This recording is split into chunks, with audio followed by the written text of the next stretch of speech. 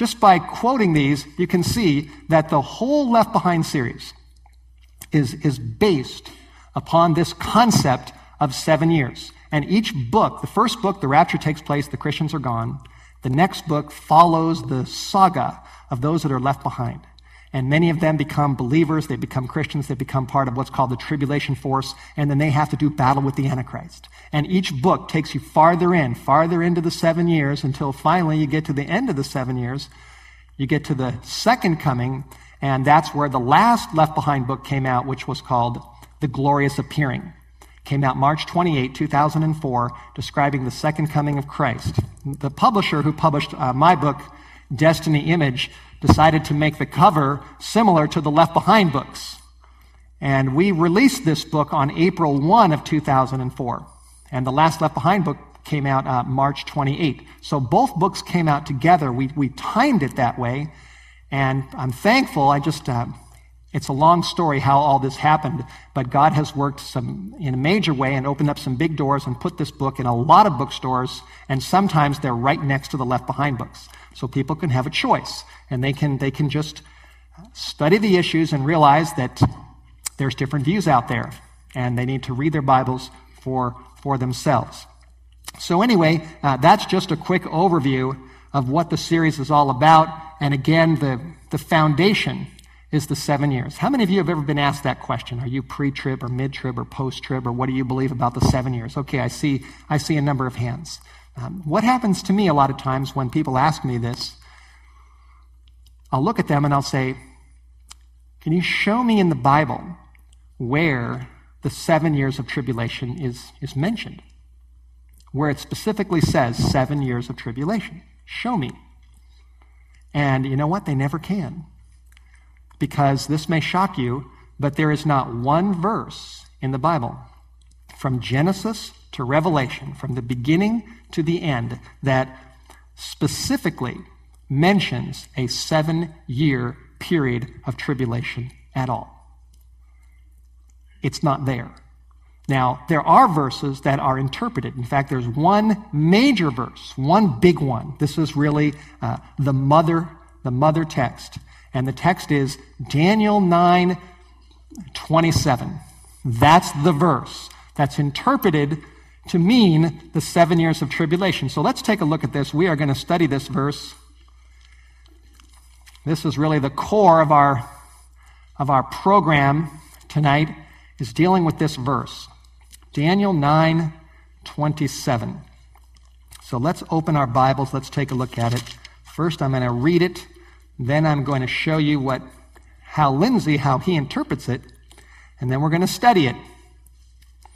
And I hope to bring out some light on this. How's that sound? Some real light. All right, Daniel chapter 9, verse 27. The Bible says, "Then he shall confirm the covenant with many," for how long? For 1 week, right, and in the midst of the week, he will cause the sacrifice and the offering to cease. And then it goes on and explains a little bit more, but that's the main part of the text that we are going to focus on. Now, let me share a quote here from Hal Lindsey. How many of you have heard of Hal Lindsey? Anybody heard of Hal Lindsey? Hal Lindsey is a best-selling author. He wrote a book called The Late Great Planet Earth in the 1970s. It sold millions and millions of copies. This was actually the very first book that I ever read as I was in the process of becoming a Christian, was this book. What Hal Lindsey does on page 45 and 46 of The Late Great Planet Earth is he interprets this, and maybe I should explain this. In prophecy, and I'll prove this in a little bit, a day represents a year. And I'll show you this. And so 1 week, which is what the text says, would come to, which would be 7 days, which would be how many years? 7 years, right. 1 week, 7 days, 7 years. Not rocket science to figure that out. And what Hal Lindsey does is he refers to this as God's last 7 years of dealing with the Jewish people on page 45 of The Late Great Planet Earth. And then he quotes Daniel 9:27 right there. And this is the way he interprets the verse. You see where it says, then he. Hal Lindsey interprets the he as the Antichrist. And then when it says he would confirm a covenant or the covenant, Hal Lindsey applies this to a peace treaty that the Antichrist makes with the Jews. And he does this for how long?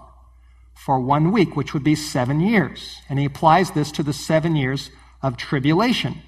And then it says in the middle of the week, which would be, Hal Lindsey applies this to mid-trib, you see, 3.5 years in. In the middle of the week, he, referring to the Antichrist, will bring an end to the sacrifices and the offerings. And Hal Lindsey interprets this to mean that since the Antichrist puts an end to the sacrifices must have started, and the only way for the sacrifices to start is, guess what has to be built over there in the Middle East on top of the Temple Mount? A temple.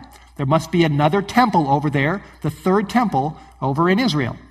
So this is what Hal Lindsey says. He quotes this verse and says this is the Antichrist. He breaks his covenant with the Jewish people, and then he causes the Jewish temple worship according to the law of Moses to cease. And he says, we must therefore conclude that a third temple will be rebuilt upon its ancient site in Old Jerusalem. That's the way he interprets this text. And it's not just Hal Lindsey. It's also Tim LaHaye. It's also Grant Jeffries. There's Jack Van Impe. There's John Hagee.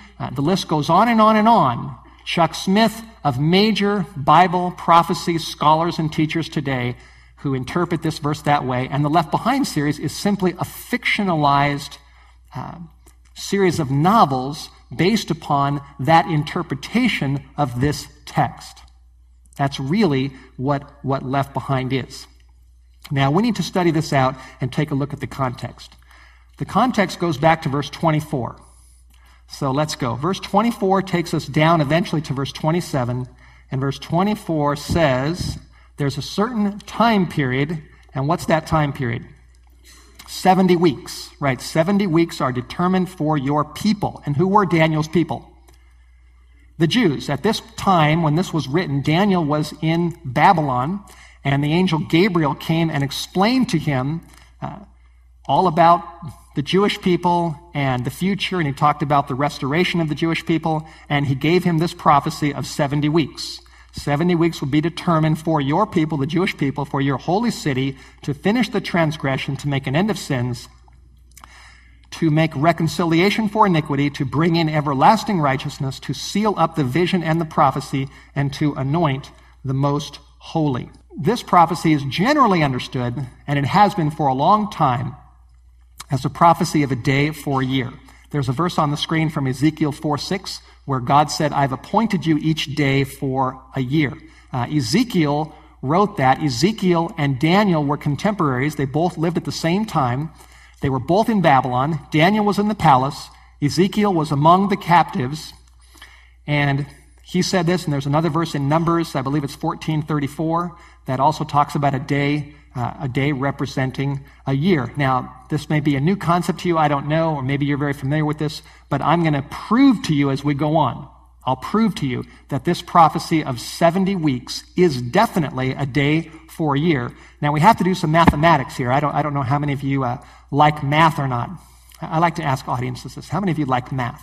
Have some math people out there? How many of you like math? Okay, just a few hands. Sometimes I get a whole bunch of hands, sometimes a few hands. Personally, I don't like math. Never liked math, I'll confess. When I was a little kid, I struggled with math.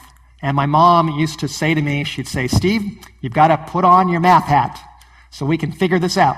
And she would help me get through my schooling. But I never liked math. But then when I became a Christian, I became more interested in math because math has to do with prophecy. And that interested me. And so in order to understand this prophecy, we've got to figure out some math. So even if you don't like math, just bear with me because there's no way around this. And this is part of the prophecy that leads us to understand the period of 7 years. And I will also prove to you in just a little bit that there's no question that this prophecy is a day for a year. Now, mathematics. 70 weeks. How many days in a week? 7. 7 times 70 comes up to what? 490. Right, and that would be 490 days. And if we apply that to a day